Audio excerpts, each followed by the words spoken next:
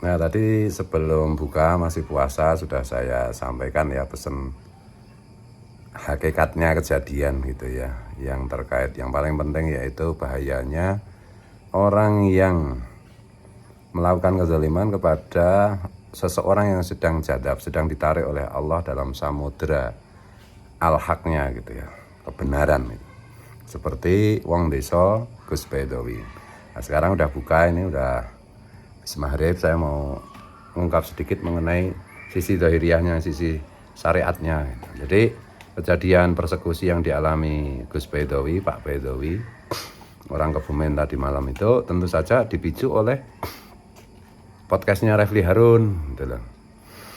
Refli Harun kan mau wawancarai Bahar Smith ya toh, di akhir podcast Bahar Smith kan mencaci maki saya, mengatakan bodoh murokab dan lain-lain. Dan itu secara hukum sebenarnya kan kalau saya mau memainkan bisa aja saya laporkan si Refli sama si Bahar itu. Tapi kan saya itu bukan orang yang cemen. Tentunya soal ngomong ya dibalas dengan ngomong aja. Apa itu konten YouTube ya dibalas dengan konten YouTube aja gitu. Meskipun saya nggak lihat sih kayak gitu itu, kalau konten-konten seperti itu jujur aja saya nggak pernah lihat itu. Tapi kemarin tuh salah satu aktivis medsos yaitu Putri Majapahit itu mewawancari seorang habib dan seorang ustadz gitu. Kata di situ diungkapkan katanya waktu si Bahar Smith marah-marah dengan saya itu baca Qur'annya aja salah gitu loh. Harusnya dibaca nasab tapi dibaca rofa itu. Jadi yang bodoh siapa? Kemudian mengartikan wa yutahhirukum, kumnya di situ itu Ahlul Bait itu si Bahar Smith katanya, aku juga nggak lihat ya, katanya serampangan juga. Karena ayat yang terkait dengan Ahlul Baitnya Rasulullah itu kan turun waktu Rasulullah di rumahnya Ummu Salamah. Dan yang dimaksud Ahlul Bait itu oleh Rasulullah adalah beliau sendiri, Fatimah Az-Zahra yang mulia, kemudian Sayyidina Ali karramallahu wajhah, dan Sayyidina Hasan serta Sayyidina Husain. Gitu yang lingkupi oleh Rasulullah yang disebut dengan Ahlul Bait. Nah, Ummu Salamah juga mau ikut tapi Rasulullah bilang ya, engkau tidak termasuk yang dimaksud ayat ini Ahlul Bait yang disucikan dari segala dosa dan kesalahan itu. Jadi hanya 5, makanya di tradisi pesantren itu kalau kita tawasul itu terutama kepada 5 orang itu, Rasulullah, Sayyidina Ali, Fatimah Az-Zahra, kemudian Sayyidina Hasan dan Sayyidina Husain gitu ya. Nah ini katanya di podcastnya Refli Harun, si Bahar Smith dengan serampangan mengartikan bahwa yang dimaksud Ahlul Bait itu semua keturunan Nabi, ya enggak, itu jelas salah. Saya nggak tahu apakah Bahar Smith itu sengaja memberikan penjelasan yang keliru atau enggak gitu, atau tidak sengaja. Kalau tidak sengaja berarti dia tidak banyak baca kitab-kitab tafsir Quran gitu. Kalau sengaja ya berarti penipuan gitu. Itu ya. Kemudian ada juga di Musnad Imam Ahmad yang menceritakan tentang fitnah falas itu ya istilahnya. Di mana Rasulullah juga bersabda pada suatu ketika nanti ada orang yang mengaku keturunan Rasulullah, membawa darah Rasulullah, dan mungkin memang membawa darah Rasulullah, mungkin gitu. Bahkan Rasulullah bilang ada yang membawa darahku dan merusak ajaranku. Nah, itulah fitnah aflas ya. Ya, kalau nanti dicek lagi lah. Ini sudah banyak itu kayak gitu, nanti fitnah aflas gitu di googling Jadi Duriyatul Rasul itu wajib kita cintai sebagaimana kita wajib mencintai semua umat Rasulullah yang lain. Jangan salah gitu. Wajib kita hormati sebagaimana kita menghormati semua makhluk Tuhan. Nah itu. Nah, Duriyatul Rasul yang benar-benar menjadi Habib. Habib itu kan isim maf'ul sekaligus isim fa'il. Kalau ilmu sorof itu biar kelihatan kalau aku tahu ilmu alat. Artinya Al-Habib itu artinya orang yang dicintai banyak orang karena gema cinta dari orang tersebut. Ya, contohnya siapa? Habib Anis Al-Habsyi Solo. Almarhum. Contohnya siapa lagi yang sudah almarhum? Guru Sekumpul. Semua orang datang ke guru sekumpul karena pancaran cinta beliau kepada sesama, bahkan lintas agama. Kalau zaman dulu siapa? Syekh Jalaluddin Rumi. Kalau zaman dulu lagi siapa? Syekh Abdul Qadir Jilani, gitu loh. Lah kalau ada orang ngaku Dzurriyyatur Rasul, keturunan Rasul, perilaku akhlaknya tidak sesuai dengan yang diajarkan Rasulullah, ya jangan diikuti. Jangan diikuti. Kalau kita mengkritik kemudian keras menegur bagaimana? Ya tanya si Habib Jindan itu. Habib Jindan kan menyarankan itu. Gitu ya. Apakah kualat? Ya enggak. Kalau kita melihat siapapun apalagi Dzurriyyatur Rasul melakukan kesalahan kita diem, ya Rasulullah enggak suka dong. Itu. Logis kan? Kalau justru kita dukung ya Rasulullah ya gimana sih, sakit hatinya. Siapa yang menyakiti hati Rasulullah? Yaitu orang yang melihat umatnya Rasulullah dalam kekeliruan, apalagi mengaku dzurriyyatnya Rasul dalam kekeliruan dan dia malah didukung, itu Rasulullah benar-benar nggak suka. Itu ya. Jadi secara syariat itu begitu. Jadi kembali lagi ya, Refli Harun berarti pemicunya. Setelah vlog podcastnya Refli Harun dengan si Bahar Smith itu beredar, kan si Gus Baidowi mereaksi.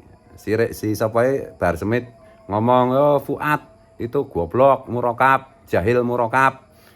Bacanya kitab plegak-plegu. Lah plegak-plegu saya mikir gimana cara memaknainya dengan tepat, dalam konteks tepat, dalam situasi tepat untuk mendengar saya. Bukan asal-asalan menerjemahkan nih. Itu tak. Baidowi kan cuma mereaksi, gitu loh.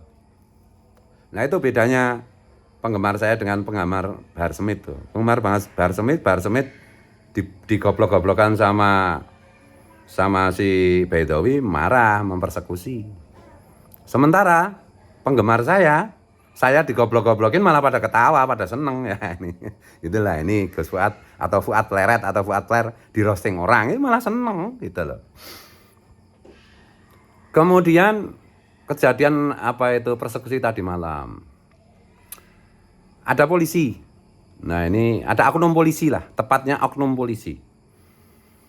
Ada tepatnya oknum polisi memfasilitasi terjadinya persekusi itu. Kalau alasannya itu memediasi, enggak begitu caranya. Gitu loh. Kalau mau memediasi ya yang datang satu, kalau si Baidowi sendiri yang datang ya hanya satu orang atau dipertemukan di kantor Polres. Gitu loh. Jangan seperti itu. Itu namanya memfasilitasi itu. Ini mohon perhatian Pak Kapolri, dari Pak Kapolres, Pak Kapolda, Pak Kapolres Kebumen, Pak Kapolda Jawa Tengah, Pak Kapolri. Mohon perhatian ini. Ada oknum anggota yang seperti ini.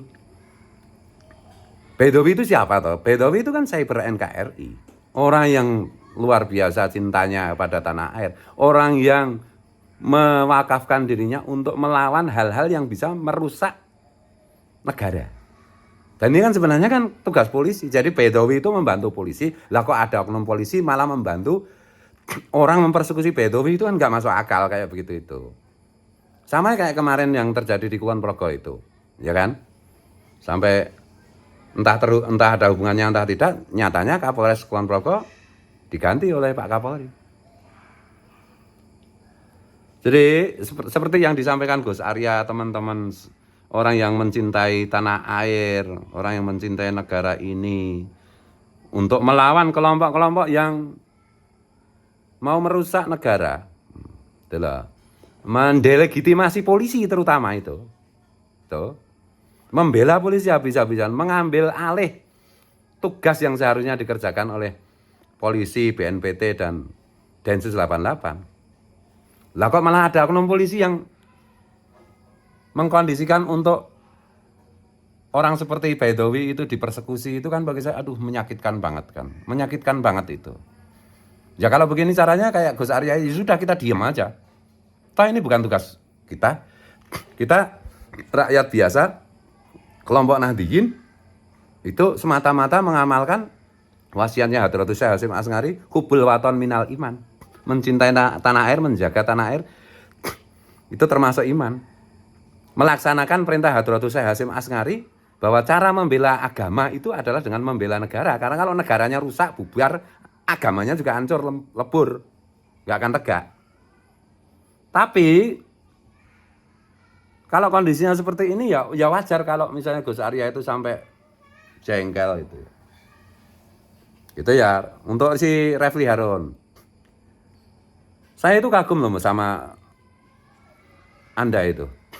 Saya berpikir dulu itu Anda itu bisa menggantikan posisi Pak Mahfud, Pak Yusril itu sebagai sama-sama ahli hukum tata negara. Tapi akhir-akhir ini nggak tahu saya kenapa kamu terlalu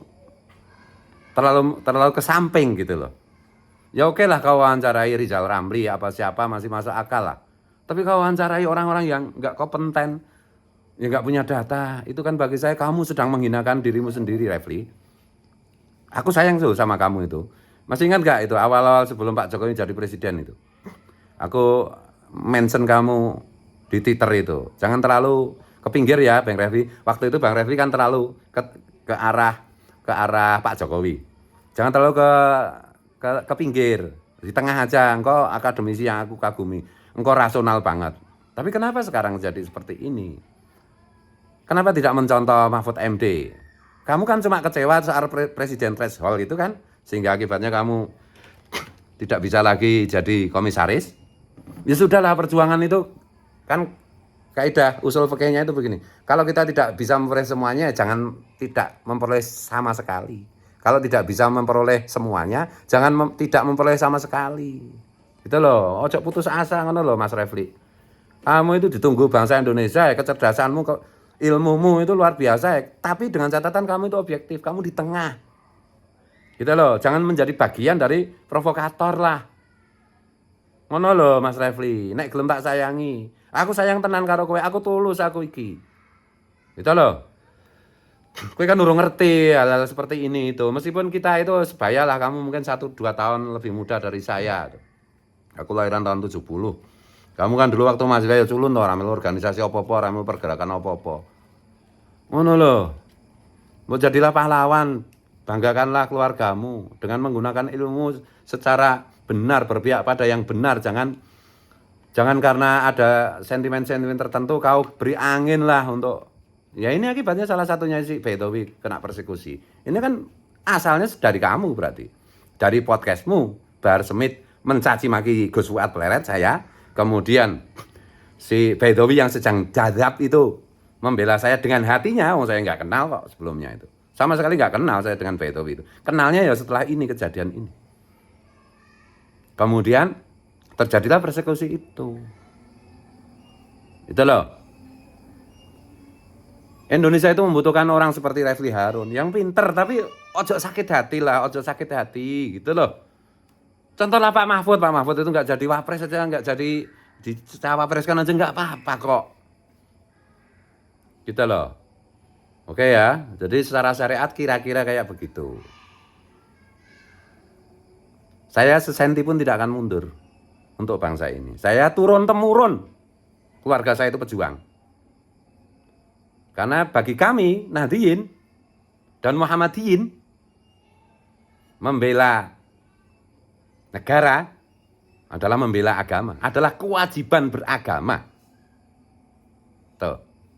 Siapapun yang akan mengganggu NKRI Pancasila, itu berarti akan merusak agama. Apapun itu alasannya, apapun argumentasinya. Jadi ini sequel kedua ya dari komentar saya mengenai peristiwa persekusi Gus Bedowi. Sekali lagi saya peringatkan yang persekusi atau netizen yang komentar sinis sama Bedowi itu. Hati-hati, Bedowi lagi jadab loh. Lagi jadab loh. Murka Allah nanti akan mengenai kamu dan keluargamu kalau kamu nggak hati-hati sama orang yang sedang jadab seperti Bedowi itu. Bedowi bukan siapa-siapa. Bedowi mungkin sampah. Bedowi mungkin bodoh. Bedowi mungkin banyak kesalahannya. Tapi ini lagi jadab. Hati-hati.